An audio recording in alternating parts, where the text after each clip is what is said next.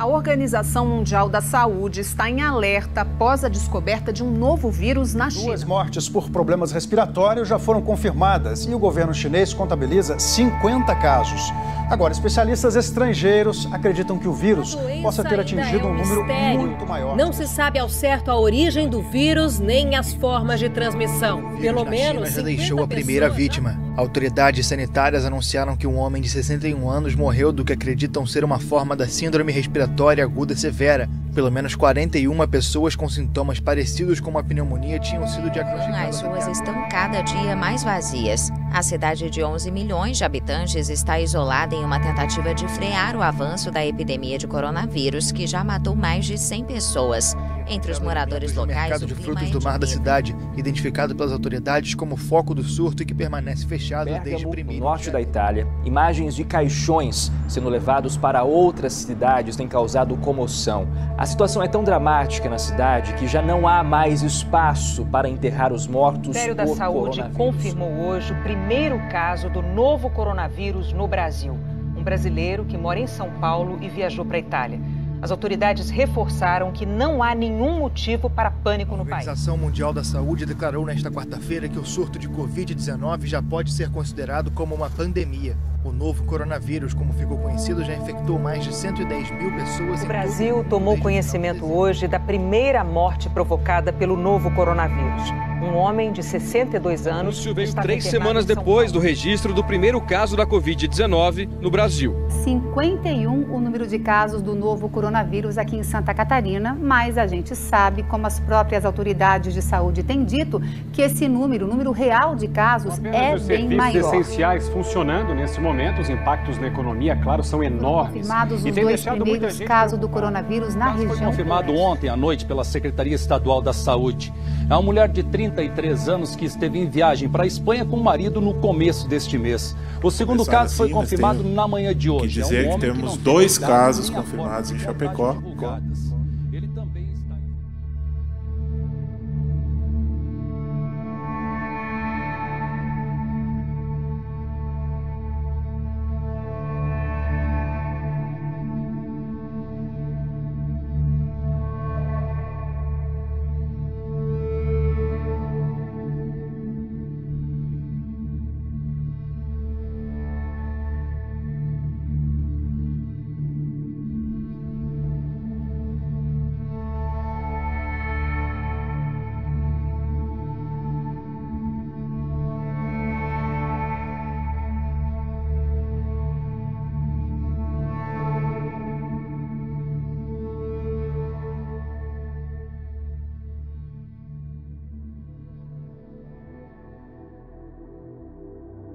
Essas imagens são de março de 2020.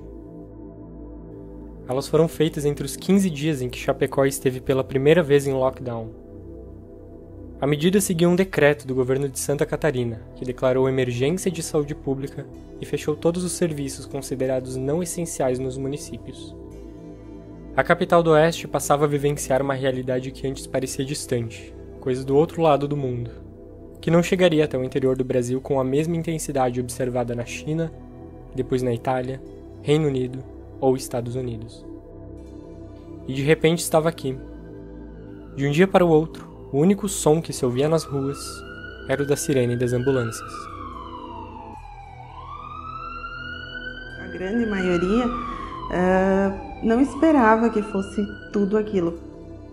As coisas foram acontecendo aos poucos, a gente começou, mas será, e de repente explodiu. Não sei dizer o que eu imaginava como seria, mas eu não pensava que seria como diziam lá na Itália, que as pessoas iam estar morrendo e você não ia ter o que fazer. E realmente aconteceu.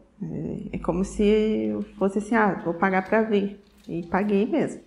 Os primeiros casos foram tranquilos, eles não chegavam graves aqui. Não sei se era uma cepa diferente ou o quê, mas as pessoas elas procuravam, mas não era tão grave. E é um vírus que primeiramente eles falavam que acometia os pulmões, né? Os estudos, os médicos a ciência em si achavam que era uma doença pulmonar e depois, com outros estudos e tal, na verdade ele vai para a corrente sanguínea. Umas 2 ou 3 semanas foi tranquilo, quando começou a sair na mídia, a prefeitura começou a se preparar, começamos a montar as salas onde que os atendimentos iriam ser separados, né? Você lidar com um evento dessa natureza é muito difícil, porque você no início é muita incerteza, né? Você não tem o conhecimento da grandeza, da magnitude de algo desse sentido. E aí nós tínhamos uma dúvida. Bom, nós temos que informar a população, mas informamos tudo ou algumas informações nós seguramos um pouco para não gerar pânico.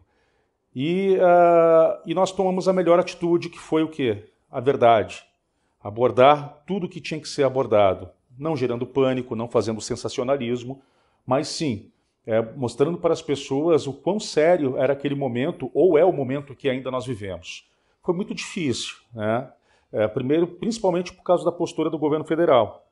O governo federal não levou a sério no início, e aí o governo federal tem um número de seguidores muito grande, que são propagadores de fake news, e eles realmente atrapalharam bastante o nosso trabalho da imprensa. Eles colocaram muito em xeque o nosso trabalho e colocaram parte da população, inclusive, contra nós, né?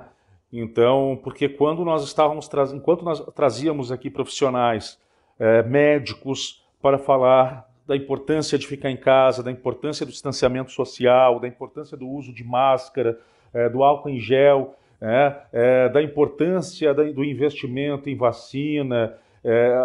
Por outro lado, nós tínhamos uma rede de fake news colocando ou criando uma versão, uma narrativa de que a imprensa, na verdade, queria atrapalhar o atual governo, queria quebrar a economia, o que não é verdade. Se criou uma dicotomia muito burra, podemos dizer assim, né? Dividindo a pandemia da economia.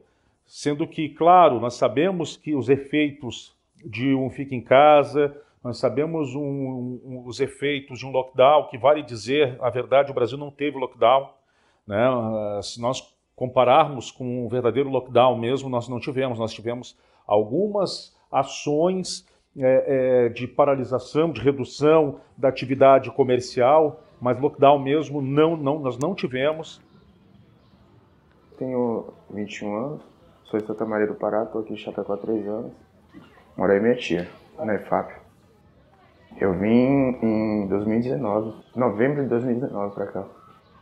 Eu comecei a trabalhar com 18 anos, trabalhei primeiro como ajudante de pedreiro, depois trabalhei com venda de batons, cosméticos, aí depois fui trabalhar em frigorífico. Eu vim porque lá onde eu moro não tem muito trampo, entendeu? Tem, mas paga pouco, aí não vale a pena a pessoa estar se esforçando tanto, entendeu?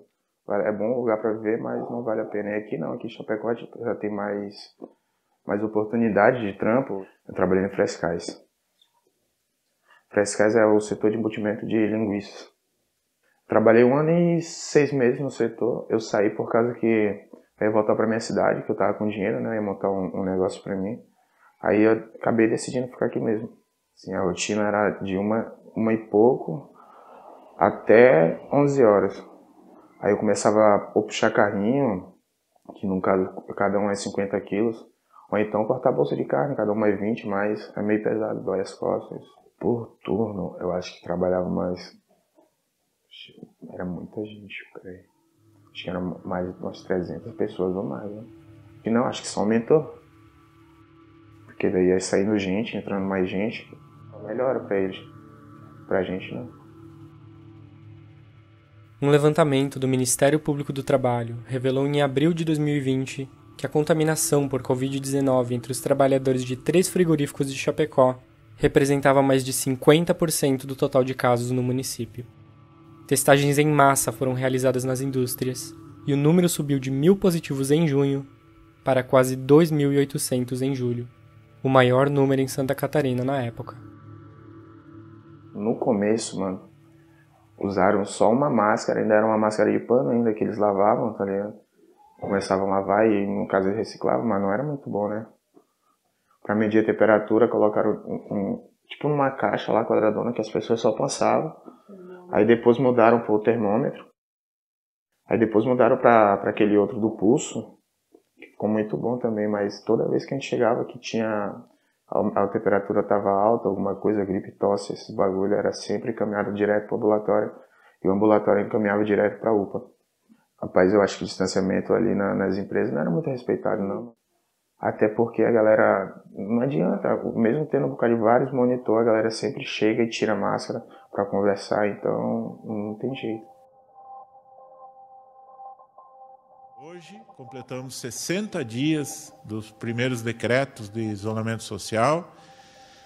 Os números de Chapecó, infelizmente hoje temos um óbito, do qual eu já quero de pronto aqui me solidarizar com a família. Todos nós estamos solidários nesse momento de perda de vidas. Se nós tivéssemos tido uma condução responsável do governo federal desde o início, com certeza, muito dessa confusão ela não teria acontecido, muita dessa dificuldade de gestão da crise, né? Então, porque o governo federal poderia ter adotado a seguinte postura: olha, nós vamos agora cuidar das pessoas, o nosso Ministério da Economia vai trabalhar um programa para realmente proteger os empregos, ajudar as empresas, e assim nós vamos salvar vidas e tentar manter a economia da forma que dá, e lá na frente nós vamos trabalhar para uma recuperação geral. Não foi isso que aconteceu. Até na época ali do Luiz Henrique Mandetta, nós tivemos ali um direcionamento mais técnico em relação à pandemia, mas depois não, né? Depois ali o governo caiu numa sucessão de erros, né? Colocando gente que inclusive não tinha a mínima capacidade para estar ali, por exemplo, como o general Eduardo Pazuello.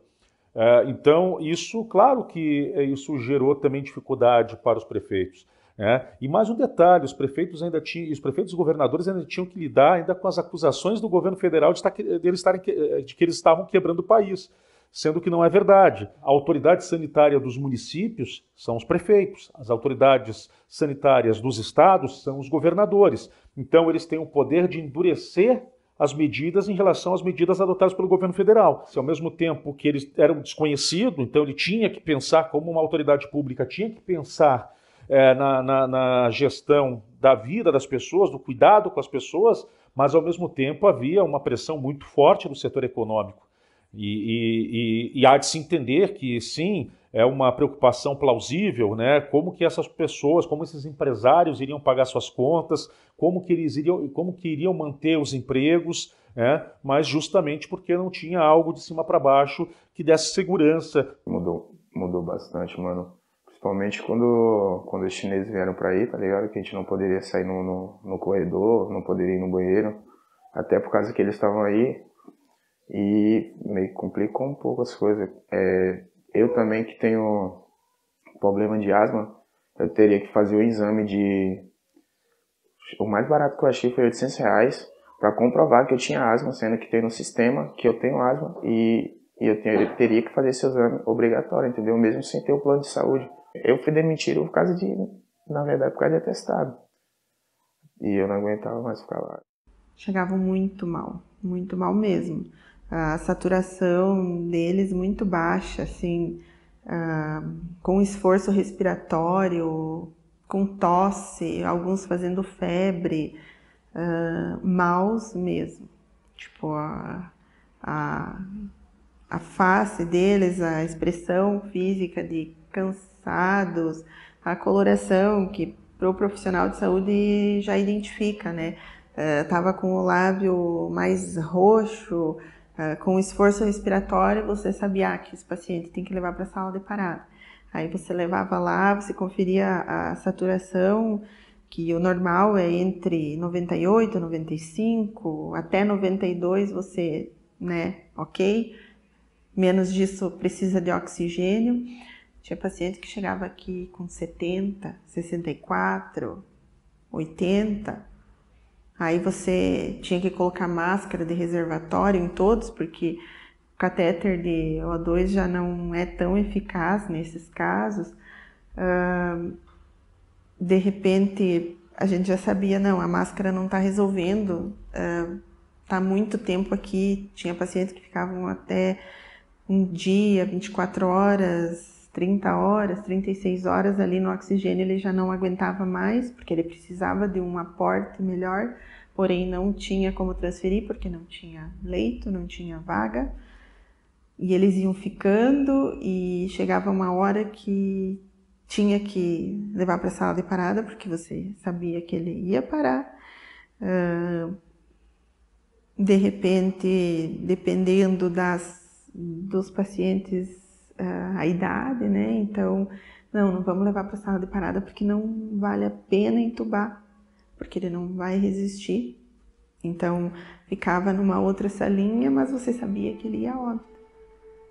Então, você voltava um pouquinho depois e ele tinha falecido.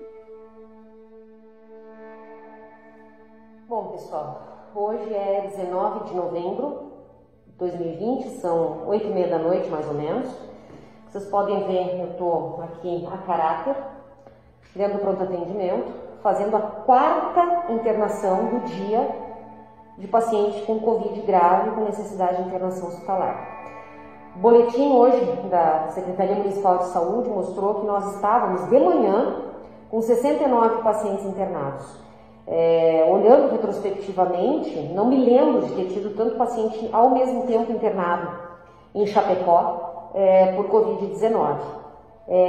Casos graves que estão precisando de internação, não são pessoas muito idosas na sua maioria ou que tenham doenças crônicas, não, nós temos pacientes jovens internando, inclusive. Pessoal, a coisa é séria, está desandando tudo, é muito caso, é muita gente doente ao mesmo tempo. O sistema de saúde não vai dar conta. Então, assim, cada um vai ter que fazer a sua parte, vai ter que entender que a pandemia não terminou, ainda não tem vacina, a gente precisa se cuidar, tá? É verdade, gente, é complicado, uma doença traiçoeira, dá medo, mata algumas pessoas, né? E só está na nossa mão poder fazer isso diminuir, né?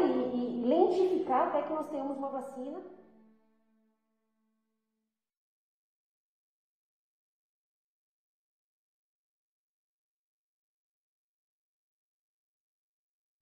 Me permitam, não ficarei esperando o milagre, eu vou reagir.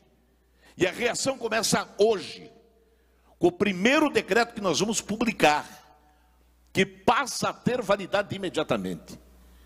E o decreto será completamente diferente de tudo que foi feito até aqui, não menosprezando de forma alguma, respeitando todos os esforços que foram feitos. Mas a partir de hoje, um novo decreto dirá: bares, restaurantes e similares funcionarão até as 24 horas. Por que isso? Porque quanto mais tu encurta o horário de funcionamento, mais as pessoas aglomeram para desfrutar daquelas horas que estão disponíveis para ele frequentar o estabelecimento. A partir de segunda-feira, Chapecó vai ter um protocolo. E este protocolo será determinado, mas acordado com toda a equipe da saúde do município, que é o tratamento precoce. Pasmem, senhores, até agora não conseguiu ser feito isso pela resistência de alguns profissionais que não querem o tratamento precoce. Pois a partir de semana que vem, doutor Tiago, doutor Jauro, é uma determinação.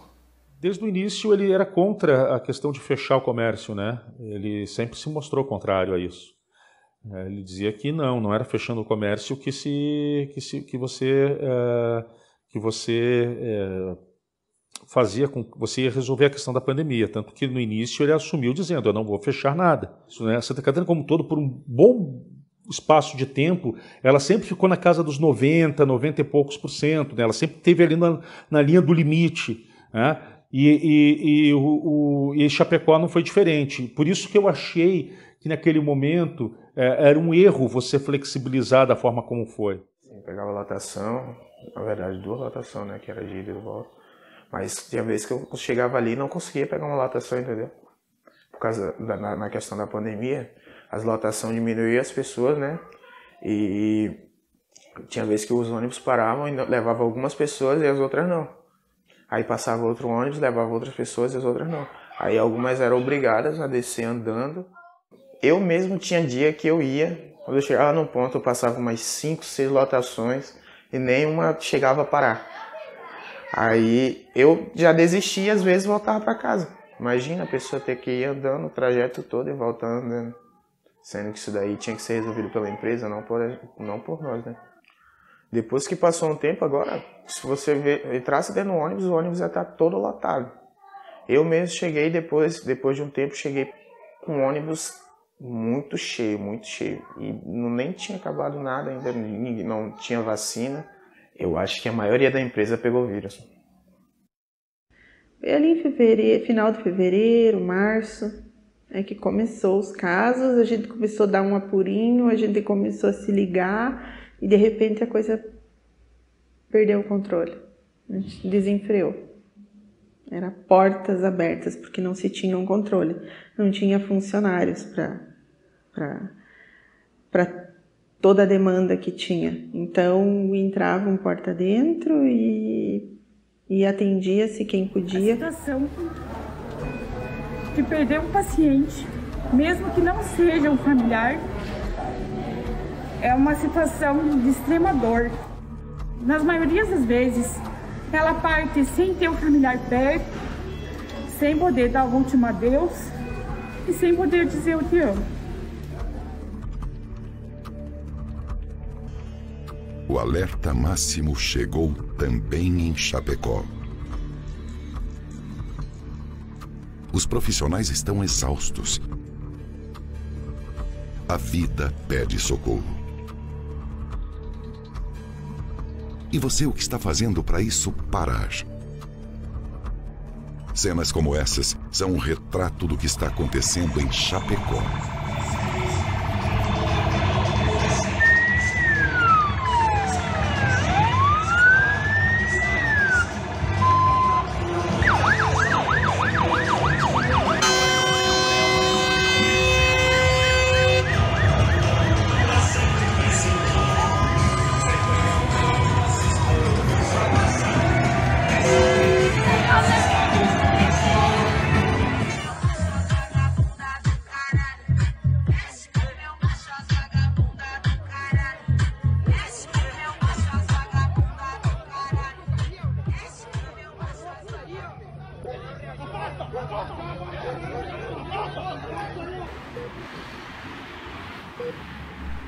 Aos poucos, Chapecó tornava-se o novo epicentro da pandemia no Brasil.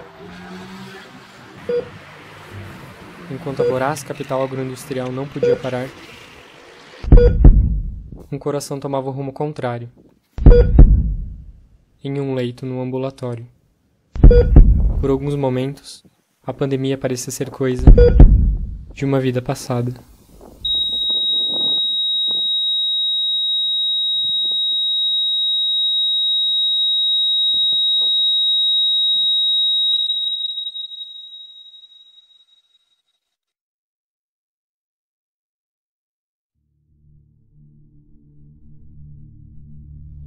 Quero cumprimentar todos que nos acompanham através do Facebook aqui da Prefeitura Municipal de Chapecó e através dos compartilhamentos, né, de muitos amigos da gente. Aliás, eu peço que todos que estão nos assistindo compartilhem essa live. Por que eu estou pedindo isso? O contágio do coronavírus em Chapecó é alarmante, acima da média, é algo impressionante. Não estou criando terrorismo em ninguém, não é meu perfil. Não sou do tipo que começa a criar pânico em todo mundo. Osmar, neste momento, quantas pessoas estão internadas na UTI ou em estado de UTI no Hospital Regional? Nós estamos com 63 pacientes de UTI Covid. Hoje, até agora, morreu um paciente de Covid. Ontem morreram 3. Antes de ontem não morreram nenhum paciente de UTI Covid. Então, os óbitos estão controlados. Sempre fui e sou contra fecha tudo, não sou a favor. Mas tem coisas que a gente tem que ter equilíbrio. Quando o diretor do hospital diz, prefeito, abre, toca o barco. Mas se amanhã precisar internar 10, leva para casa, porque não tem onde colocar. Unimed 100% lotada, Então, se você tiver R$1 milhão no bolso agora, nesse momentinho, e precisar internar sua esposa numa UTI aqui em Chapecó, não vai ter lugar. As pessoas com câncer continuam internadas, as pessoas que bateram os carros continuam internadas, as pessoas com AVC continuam internadas. O dono do bar não quer perder o cliente, mas quantos clientes seus já morreram de Covid? O dono da escola não quer perder o aluno, mas quantos avós desses alunos já foram a óbito? O pastor não quer fechar a igreja, mas quantos fiéis já se contaminaram? Eu não quero fechar o comércio, não quero fechar a indústria, mas quantas pessoas também já morreram? Estamos num estágio de colapso, não é mais quase, é colapso.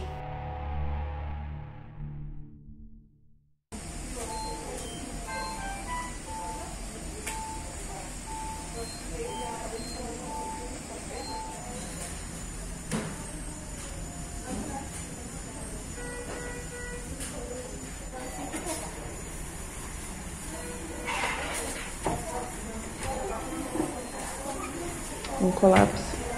É todo mundo junto. É como se tu quisesse escoar a água do mar num córrego. Vai transbordar, vai virar uma enchente. Dava um frio na barriga, né? Que tinha que vir trabalhar, mas passar na cabeça não passava, não tinha que passar, a gente não pensava. Chegava aqui e era paciente chegando e era automático, não tinha como pensar. Era 20, 30 pessoas te chamando ao mesmo tempo, que alguém estava passando mal, que alguém precisava medicar. Precisava levar para a sala de emergência, mas vamos supor que a sala de emergência tivesse ocupada, ok, tinha outra, que era do lado que não é dos sintomas respiratórios do Covid, vinha para cá. As duas salas estão cheias. Busca as coisas e vamos agir aqui, tipo, no meio de todo mundo, né? Um exemplo. E depois começou aqueles pacientes entubados lá na observação, que chegou, acho que a 13, 14 pacientes entubados. Em ventiladores e ventiladores de transporte, que não seria tão indicado, né? Tem todo um sistema que foi aberto de regulação para conseguir leito. Teve pacientes que foram para o Espírito Santo, para outros estados também, né? Não foi só aqui na região oeste, tem pacientes que foram para Florianópolis, para Joaçaba, para Lages. Então, quando a gente tinha notícia, fulano já conseguiram um leito, vai para tal lugar, era um alívio, assim, né? Mas assim como saía 2 pacientes, vinha 3, 4, não dava tempo, sabe? Muitos mesmo foram a óbito antes mesmo de conseguirem ter chegado no novo leito, né? Não vou dizer que foi pela falta de assistência, mas foi um conjunto, foi tudo, né? Sedação, oxigênio não chegou a faltar, mas assim, sempre nos 45 do segundo tempo, assim, tipo que tu rezava que estava acabando o oxigênio e o caminhão tinha que chegar, porque senão, né? Porque senão todos iam morrer. Minutos depois poderiam vir a morrer. Pacientes permanecem sendo transferidos. Nas últimas 24 horas, 5 pessoas foram levadas para cidades aqui da região. Acontece que desde o início desse ano, de 2021, foram 85 pacientes que tiveram que ser transferidos. Alguns para cidades aqui da nossa região, 11 cidades que estavam recebendo esses pacientes. Mas agora, como todo o Grande Oeste está em uma situação um pouco mais complicada, cidades de outras regiões também estão recebendo essas pessoas. E a gente volta a falar do colapso no sistema de saúde de Chapecó. A cada 100 testes feitos na cidade, 70% dão positivos. São 19 horas aqui, ó, fazendo transferência de paciente com Covid, tá, do hospital para outras unidades hospitalares, porque não tem mais vaga no HRO. E o que mais nos deixa triste, tá, é ver que as pessoas não estão nem aí. Pacientes que saíram desta UPA. O local, que deveria prestar atendimento rápido, precisou ficar com pessoas internadas. Tem uma pergunta aqui que, se eu soubesse responder, ou se qualquer um de nós soubesse responder, acho que não estaríamos vivendo o atual momento, né? Que como chegamos nessa situação?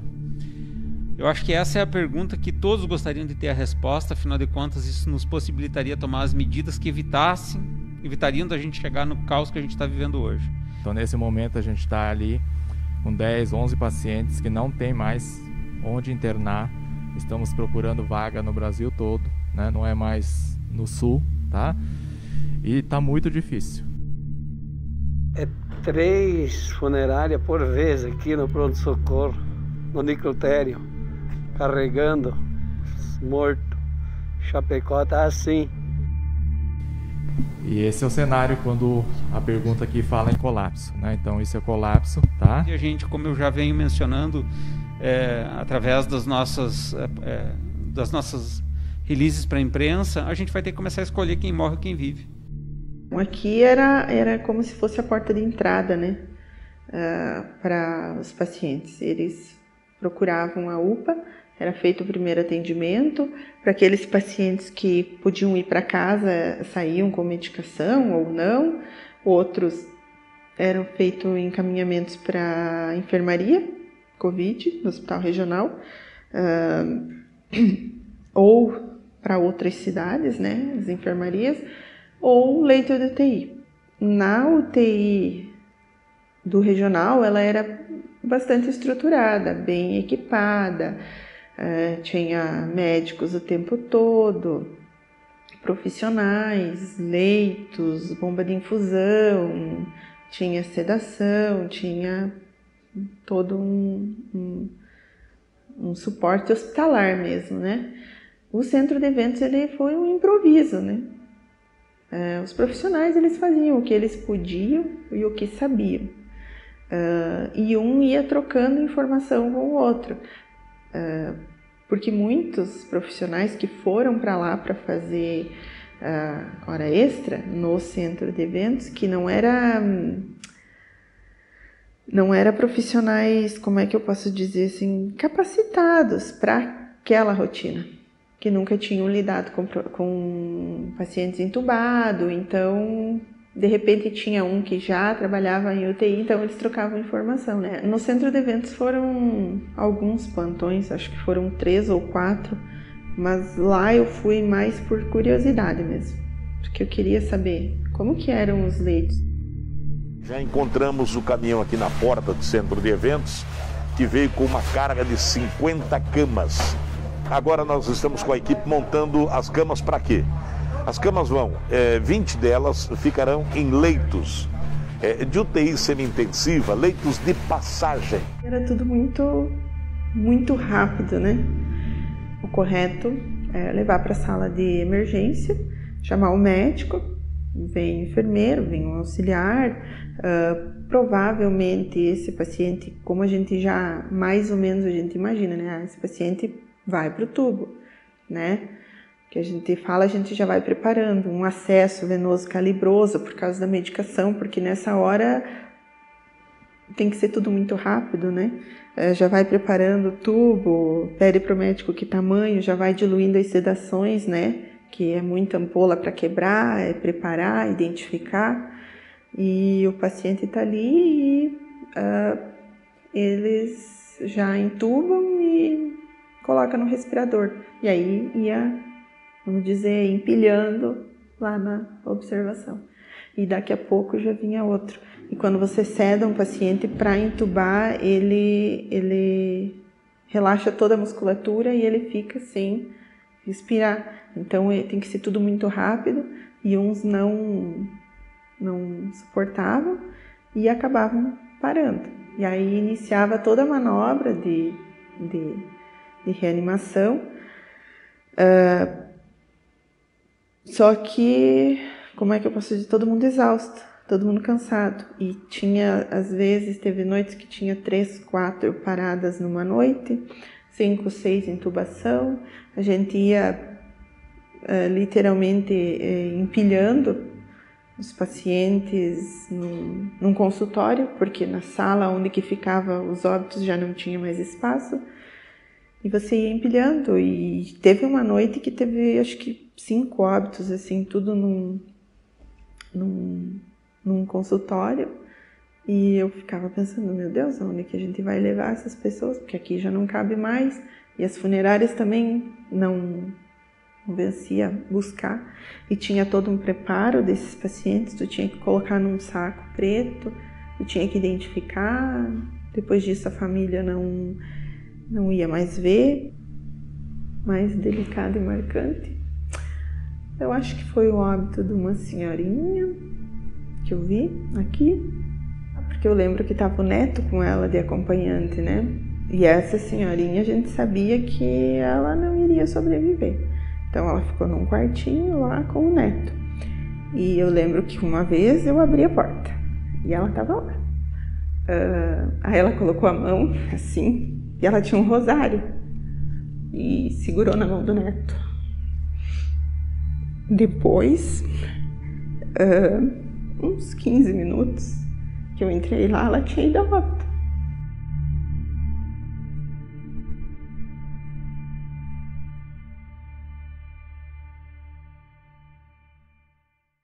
Não. Mesmo sem usar máscara, às vezes eu nunca cheguei a pegar Covid. A maioria dos meus amigos pegaram, principalmente por lá.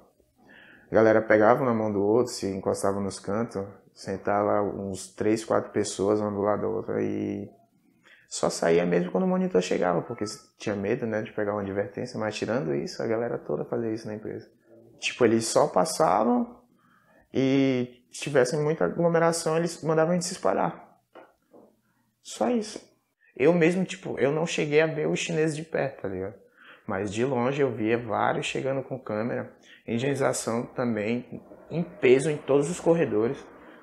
A diferença é que quando não tinha fiscalização, a galera ficava tudo junto no corredor, tirava a máscara, conversava. E quando os chineses estavam lá, ninguém poderia fazer isso, até por causa do contrato, né? Se algum monitor visse, a gente poderia até ser mandado embora, justa causa, por causa disso. Até porque na questão da limpeza, né? Se a gente andar muito no corredor, o corredor fica tudo sujo. E a higienização não é de ficar ali no corredor 24/48, que nem quando os chineses estavam aí. Davam folga, deixava todo mundo que tinha hora a mais no banco de horas, todo folgaram para mostrar que não estava muita aglomeração, entendeu? Uma pandemia motivada, né, por uma doença que ainda é nova, né? É muito difícil você afirmar que muitas pessoas não teriam se contaminado naquele momento por diversos fatores. Claro que tem algumas coisas que acabam facilitando, né? Então, volto a dizer, a questão das pessoas que foram para a praia e não se cuidaram, as pessoas que vieram de fora e não tinham controle. Naquela época eu cheguei até a questionar por que Chapecó não tem um controle sanitário? Por que Chapecó não tem um controle mais forte na entrada, né, das pessoas aqui? E porque uma coisa é você verificar a temperatura das pessoas quando elas estão entrando no aeroporto, quando elas estão entrando no... Mas é uma coisa que eu achava tão frágil. O que salvou vidas em Chapecó realmente foi o fechamento do comando, quando aí se decidiu realmente dar uma segurada, aí sim ele entendeu que era necessário, e além da iniciativa dele de movimentar empresários, o Estado e tudo mais, para poder montar a estrutura para salvar vidas, ele entendeu que naquele momento também era importante dar uma segurada, e nós tivemos ali 1 ou 2 semanas, né, com o comércio sendo fechado. Ou seja, então ali sim você começou a segurar a contaminação em Chapecó, né? Não foi tratamento precoce, ele deveria reconhecer também que aquela atitude dele de fechar o comércio naquelas 2 semanas foi muito importante também para a redução dos casos em Chapecó. E eu acho que o prefeito acaba não reconhecendo por uma questão política e de alinhamento com o presidente Jair Bolsonaro. Chapecó melhorou já, não? Tá meio feio. Ontem o João Rodrigues decretou lockdown lá, parcial. Lockdown não resolve pra que lockdown? Pra foder com o comércio. Nós temos que voltar à vida normal. Mas enfim... Eu falo, desde março do ano passado eu falo isso. A sociedade pressiona muito os prefeitos. Isso é muito perigoso. E daí o João Rodrigues é um bom prefeito. Ótimo. Excelente. Você conhece o nome do cara?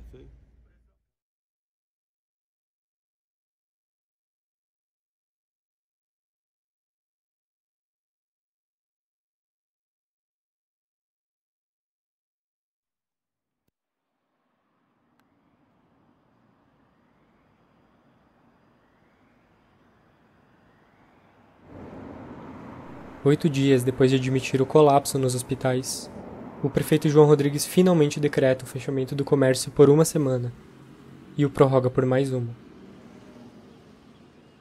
Ao passo que 19 pessoas chegaram a morrer em um único dia, Chapecó desacelerava, mas não parava. Trabalhadores continuaram indo para as indústrias. Lojas continuaram funcionando a meia porta.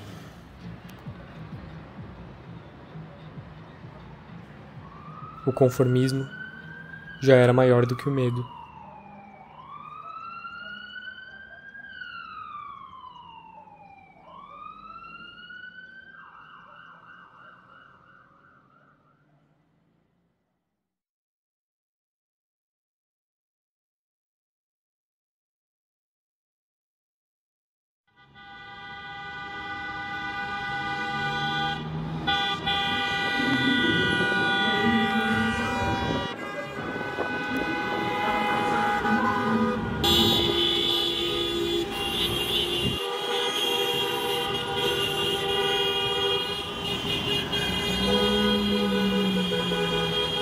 A ignorância.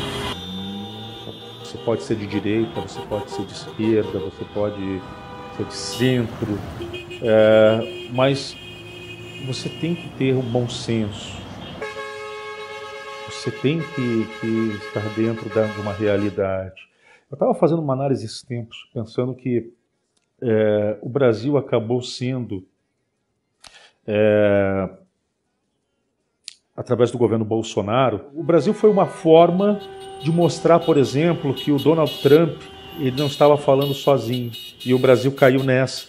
E aí nós temos que, daqui a pouco, tem que se entender os motivos reais desse negacionismo, se foi dinheiro ou o que foi que motivou todo aquele discurso macabro, podemos dizer assim, que é um discurso de morte, e que o Brasil seguiu naquela linha também. E essas pessoas estão acreditando numa falácia de internet, em fake news de internet, gente que aparece do nada, criando teorias absurdas.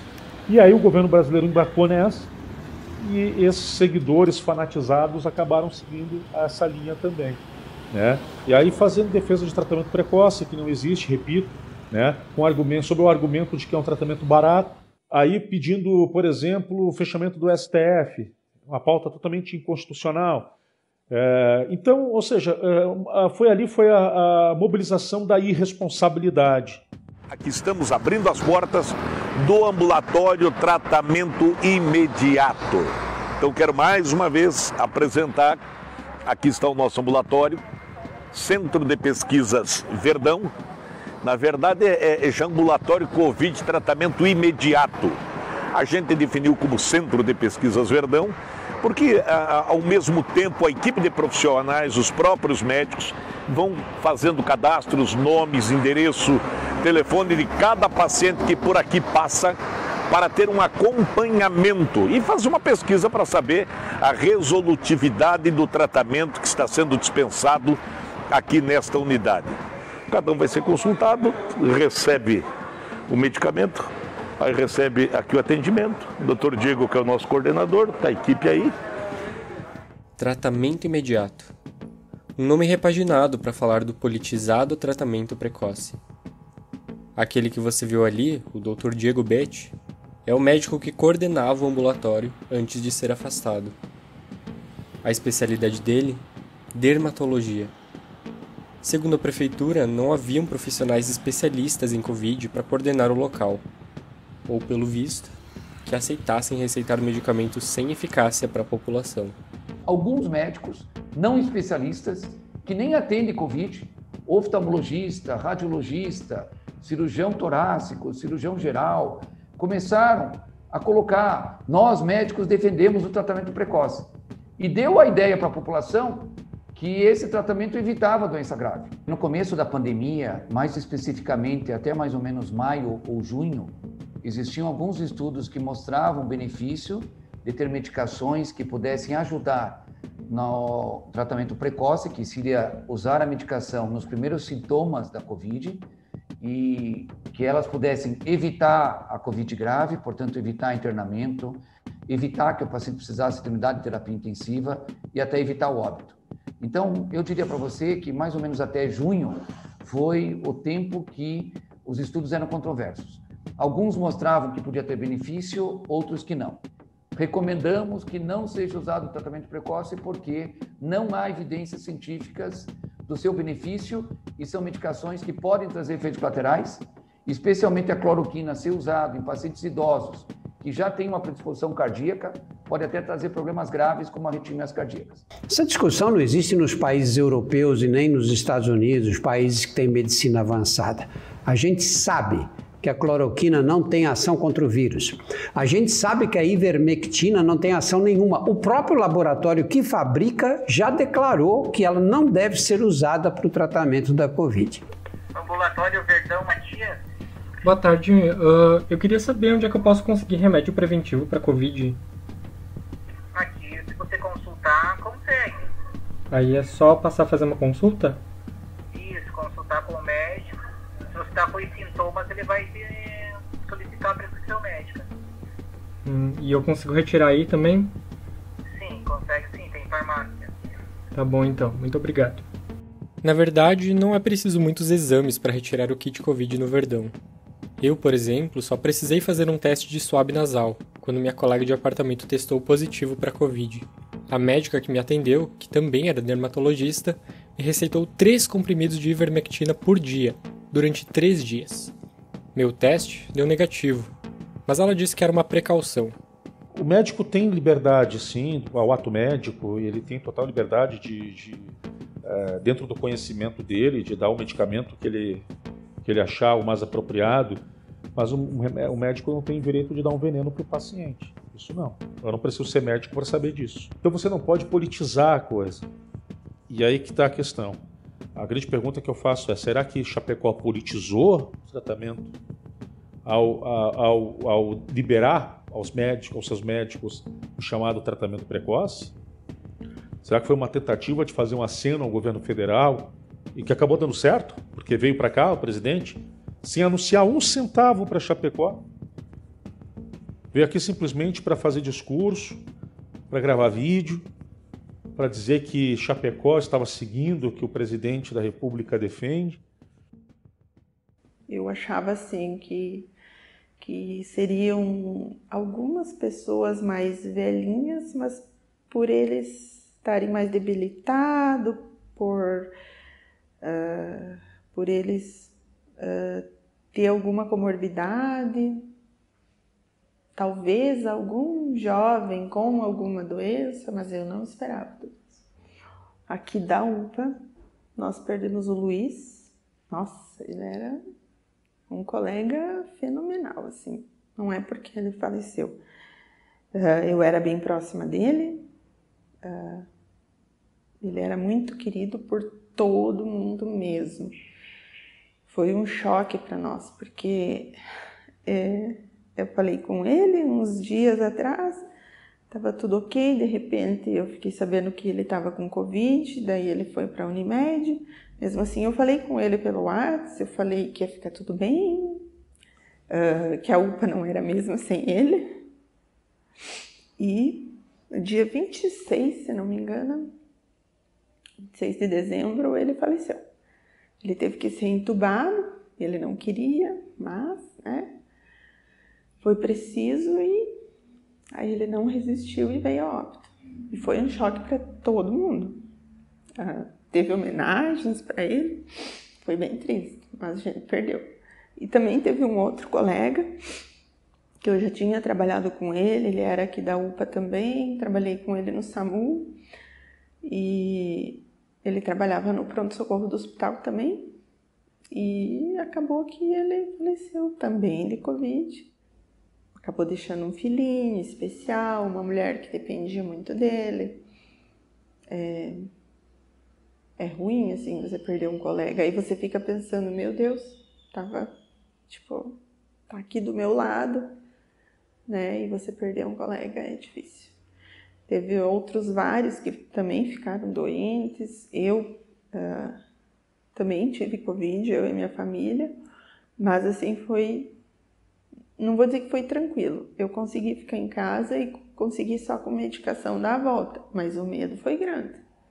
Eu cheguei a ficar 2 vezes no de quarentena, eu passei 15 dias e da outra vez eu passei mais 15 dias. E até fizeram lá, os haitianos fizeram uma abaixo-assinado, mas não deu nada para os haitianos, até porque, tipo, se fosse todo mundo assinar, a empresa ia parar. Até porque a maioria da empresa, querendo ou não, é de haitiano e de venezuelano. Mas tentaram parar a empresa e os haitianos que fizeram lá o negócio foram todos mandados embora. Todos. Acho que foi embora, mandado uns 5, 6 haitianos embora. Por causa da declaração, pra gente parar de trabalhar uns dias, né? Eu acho que deveria ter parado, até porque todos os outros empregos e tal, todos os outros funcionários das outras empresas pararam, e só a gente que não. Eu fiquei meio bugado, eu não gostei, tá ligado? Porque, sei lá, acho que devia ser direito pra todos, né? Até porque todo mundo tem família em casa, às vezes a pessoa tem um filho, tem a avó ali que tem algum problema respiratório. Aí, tipo, pensou, tu vai pra empresa, chega lá, pega o vírus, traz pra tua família, vai morrer alguém da tua família por causa de uma empresa que não parou.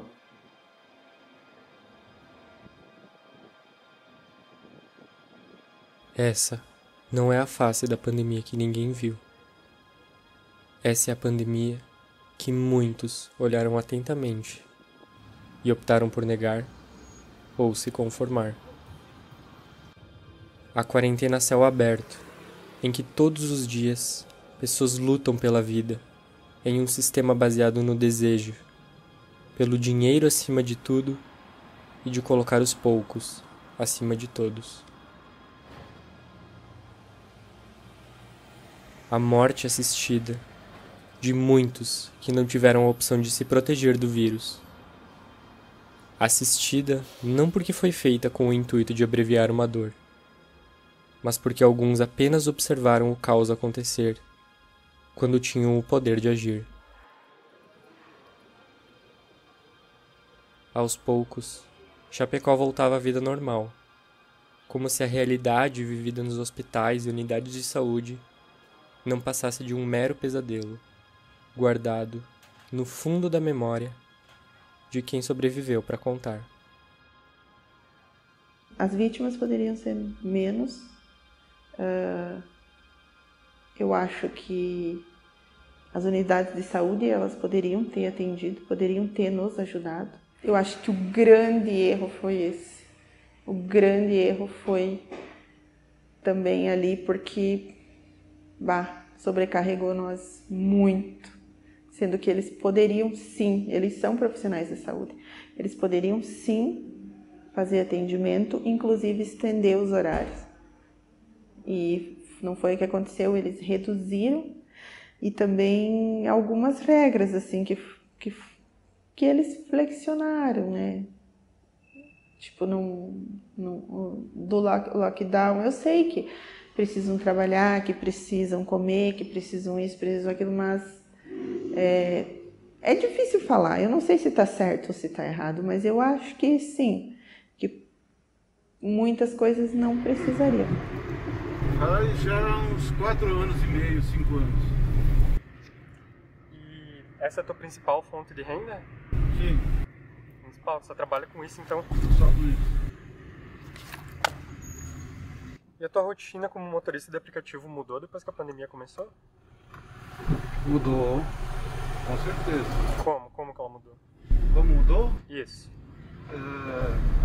Eu trabalhava mais em Balneário Camboriú, né, que é uma cidade, né, turística, né, então eu tive que mudar de cidade, vim pra cá, porque lá com a pandemia acabou, né, o movimento. Daí a pandemia trancou tudo, não ia turista, né? E Chapecó já é uma cidade industrial, né? Aí o movimento continuou, só o período que foi fechado, né? Que foi ruim daí, né? Depois praticamente a vida aqui estava normal, né? Não parou de fazer corrida? Não, trabalhei toda a pandemia. Porque eles não dão apoio, né? As empresas de aplicativo não dão apoio nenhum, né? Se você parar por causa da pandemia, Quantas corridas tu faz mais ou menos por dia? 25 a 30 corridas. E o número mudou depois que a pandemia começou? Ou... Olha, mais os períodos que ficou fechado, né? Que teve o blackout lá, como é que é o... lockdown. Lockdown. Isso aí diminuiu bastante. Caiu, tipo... Colocar de 30, caiu para 15, 12. O período do lockdown foi bem ruim para nós. Eu levei pessoas contaminadas, levei pessoas para fazer teste, mas graças a Deus eu não peguei. E tu teve medo de ser contaminado? Não. Não teve medo? Não. Por quê? Eu cuidava dos meus hábitos e eu sempre cuidei. Antes da pandemia eu sempre usei o álcool 70, né? Porque eu lido com dinheiro, né? Então eu sempre higienizei bem as minhas mãos. Então na pandemia eu cuidava bastante as mãos, usava máscara. Eu me cuidava, mas medo em si de me contaminar eu nunca tive. No caso são 4, 5... 3 adultos e 3 crianças. E essas pessoas não tinham medo que você contaminasse, talvez levasse o vírus para casa, alguma coisa? Sim, sim. Quando chegava em casa, tinha que tirar a calçada, tinha que tirar a roupa, tomar banho e tal. Eu fui discriminado pela minha família. Não tinham distância de mim. E depois todo mundo pegou e eu não peguei. Ver como é que são as coisas, né? E alguém se complicou meio grave, assim, alguma coisa? A minha mãe só. Ela ficou 3, 4 dias no hospital. Mas ela já tinha as 2 vacinas, né? Então eu acho que isso aí que salvou a vida dela. Da vacina, este primeiro lote, segundo as informações da Coordenação Macro-Regional da Saúde do Estado.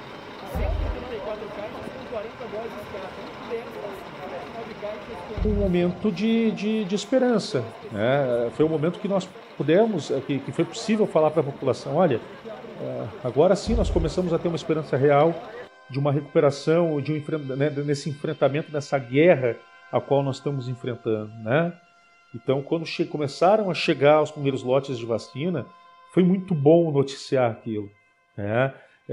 Porque aí você estava mostrando para as pessoas que sim, em meio a toda aquela onda de informações e que nós não estávamos divulgando informações que eram ruins porque nós queríamos assustar a população, porque nós queríamos atrapalhar o governo, nada disso. Nós optamos pela verdade, né?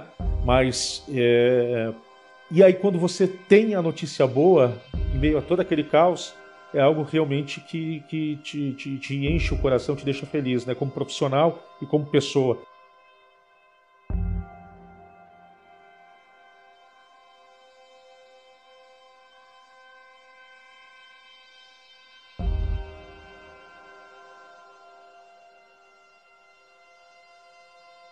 Alívio, sensação de alívio, de que as coisas iriam começar a melhorar, mas também de incerteza, né? Porque, como é que eu posso dizer, era uma coisa muito nova, né? Então, a vacina ela foi feita em tempo recorde. Então, foram os primeiros a ser vacinados, mas com aquela incerteza, vai dar certo, não vai? A princípio, tá dando certo.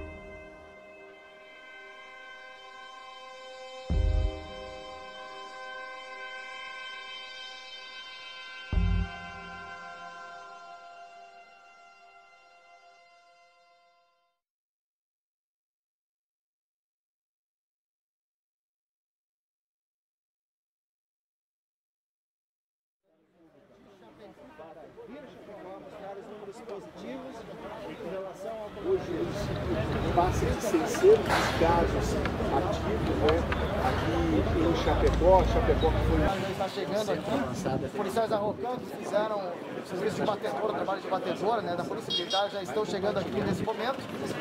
Exatamente, o comitiva presidencial está chegando aqui nesse momento no centro de eventos. A gente acompanha vários carros oficiais que chegam aqui para o Bolsonaro para conversar. Exatamente.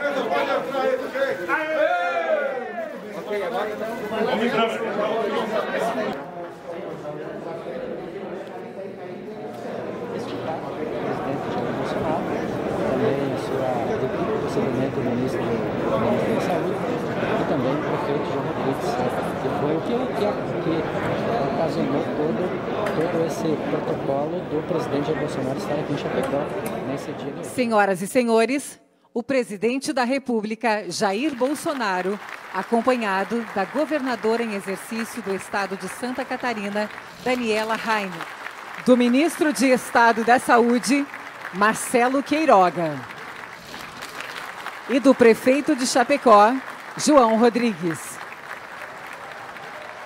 O senhor presidente não poderia deixar de iniciar essa manifestação fazendo o registro de agradecimento e reconhecimento a todos os profissionais da saúde de Chapecó, aos técnicos de enfermagem, aos enfermeiros, a todos os médicos, quer seja do serviço público da Prefeitura de Chapecó, do Hospital Regional ou do Hospital Unimed.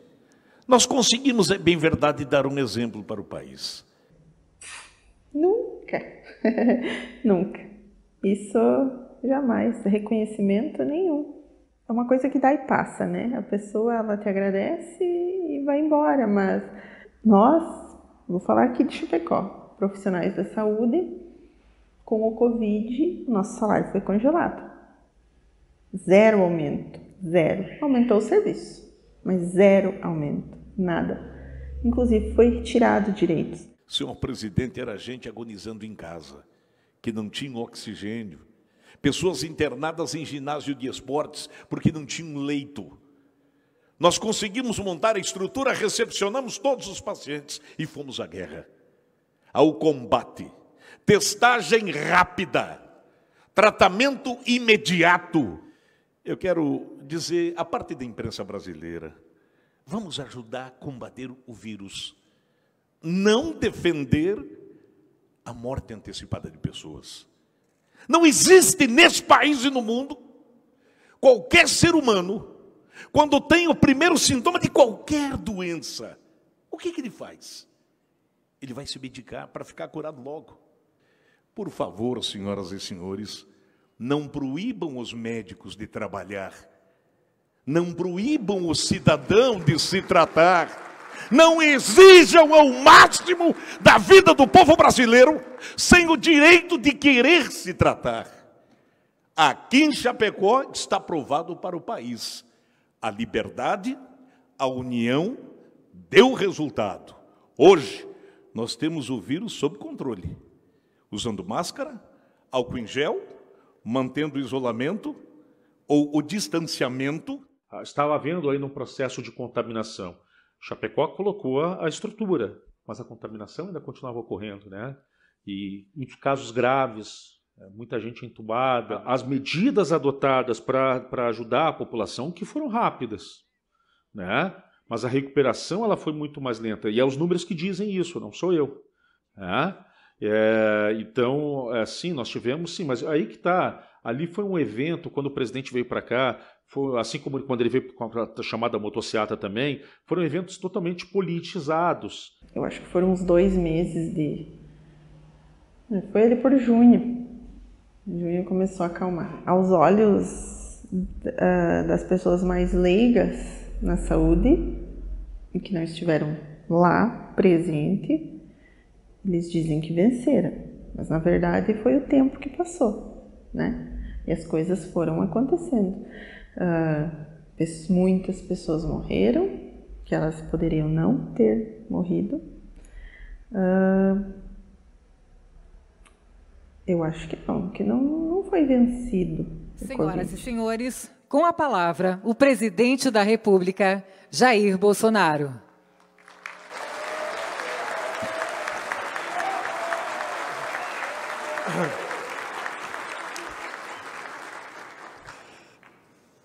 Liberdade acima de tudo, pessoal. A nossa liberdade vale mais que a nossa própria vida. Mas fizemos a nossa parte. Apareceram as medidas restritivas, que eu nunca fui favorável a elas, a não ser numa emergência, a não ser naquele momento, para você melhor preparar as suas unidades de saúde. Lamentavelmente, isso continua valendo. Lamentamos todas as mortes. Eu fui acometido de Covid. Procurei não me apavorar. Tomei um medicamento, todo mundo sabe qual foi. No dia seguinte estava bom. Eu quero que Chapecó seja uma cidade para ser olhada pelos demais 5.700 prefeitos do Brasil. Uma propaganda mentirosa. Por um lado, não. Por um lado, sim, foi dada a liberdade para os médicos realizarem. Mas Chapecó não é a cidade do tratamento precoce. Não foi isso que salvou a vida das pessoas. E eles realmente ignoraram o resultado de 2 semanas em que foi paralisada ou reduzida drasticamente as atividades do comércio, e que isso sim ajudou a reduzir a movimentação de pessoas e reduziu a contaminação. O resto é falácia, é mentira. Eu acho uma pena esse uso político de Chapecó, sabe? Eu achei lamentável e eu achei um desrespeito, inclusive, com as pessoas que faleceram. Esse vírus, como outros, vieram para ficar. E vão ficar a vida toda. É praticamente impossível erradicá-lo. E até lá, vamos fazer o quê? Ver o nosso país empobrecer? Ou ver pessoas, como existem milhões por aí, completamente esquecidas, abandonadas, sem nada para comer? Nós temos tínhamos, 38 milhões de informais, que viviam fazendo o quê? De bico. Vendendo algo em praça pública, num cruzamento, na praia, no estádio, nas arquibancadas. Estão fazendo o que hoje em dia? Nada. Vivendo de favores do Estado. Eu não fico feliz em conceder auxílios. Gostaria que não fosse necessário isso. Para mim não fez falta por causa que eu não cheguei a pegar no dinheiro, mas eu acho que para muita gente fez, porque tinha muita gente desempregada, muita gente sem dinheiro. Eu mesmo vi várias pessoas que estavam precisando mesmo e o pessoal cortou, o governo cortou 600, foi terrível. Eu acho que tinha muita gente aí precisando desse dinheiro, até porque tem muita família pobre, né? Que tem vezes que tem só o marido que sai para trampar, por causa que a mulher fica cuidando dos filhos em casa. Então, se não tivesse, e o cara perdeu o trampo também, se o cara perdeu um trampo, já era aí 600 que ia ajudar. Se não tiver os 600, o que é que a pessoa vai fazer? Vai roubar, matar? Não tem o que fazer, né?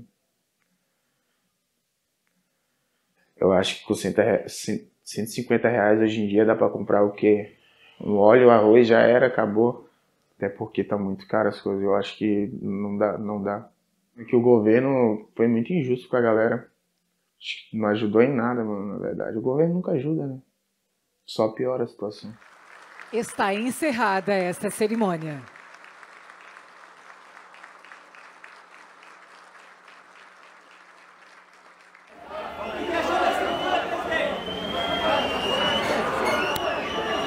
O prefeito fala com vocês. Eu vim aqui para, além de visitar Chapecó, conversar com o prefeito. Eu já conversei reservadamente com ele. Ele está buscando alternativas, está dando liberdade para os médicos. Chapecó passou por uma crise séria há poucas semanas. pelo que tudo indica, está numa normalidade, entre aspas, né, mas está numa normalidade. Sejamos fortes para enfrentar os problemas e que Deus nos ilumine a todos para que vençamos brevemente essa questão.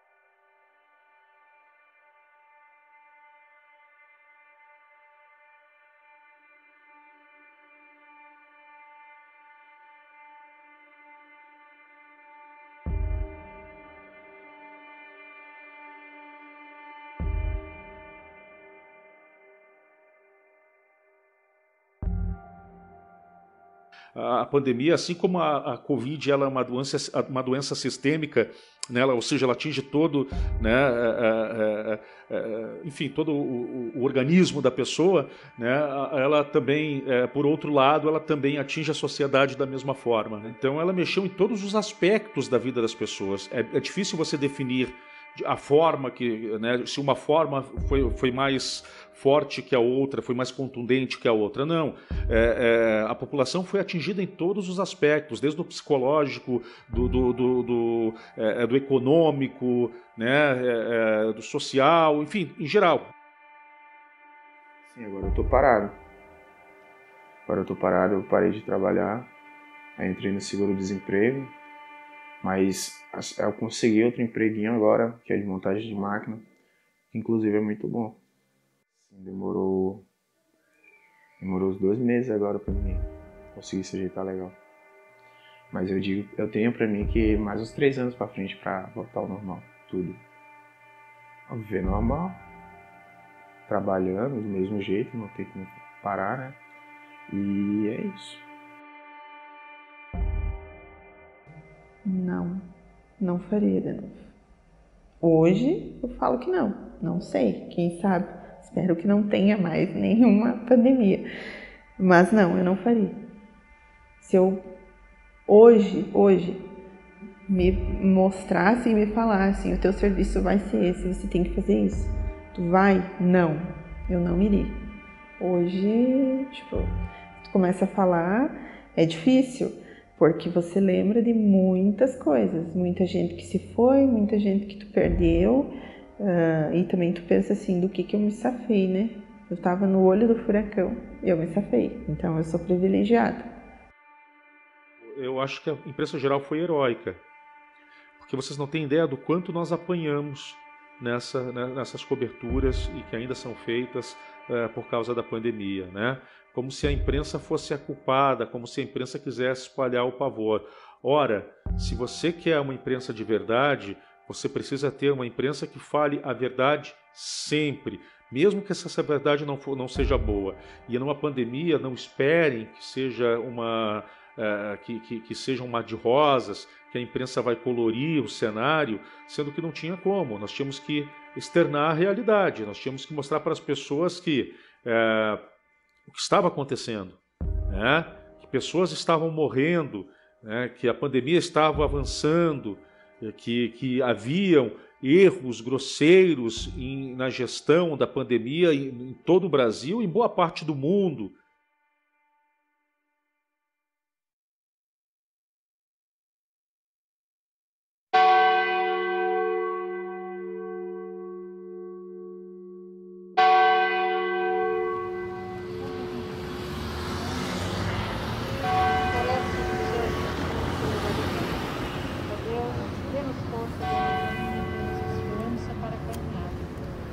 Pois tu és a nossa luz, tu és a nossa força diante dos sofrimentos e das dificuldades. Por isso, neste momento, nós nos colocamos diante de ti, ó Deus,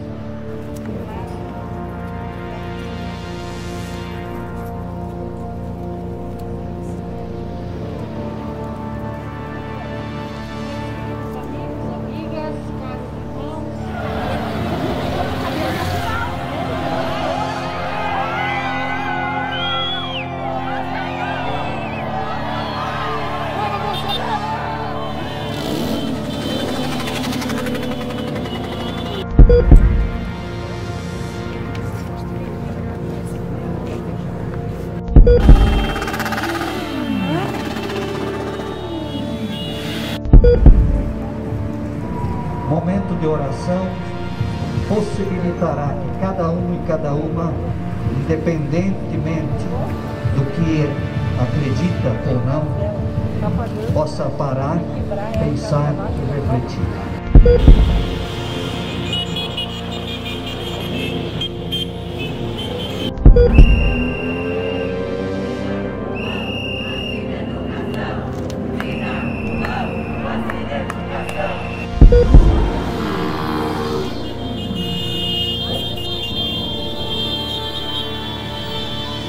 Vacina não, vacina sim, vacina não, vacina sim, vacina não.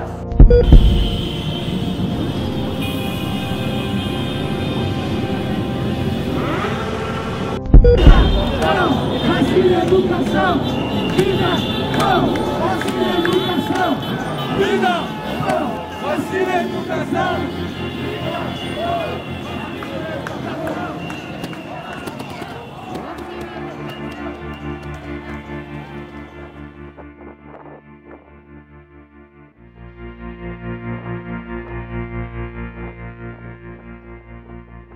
O progresso de uma sociedade não deveria ser medido por sua economia, mas sim pelo valor que se dá à vida, a vida mais simples e sem privilégios.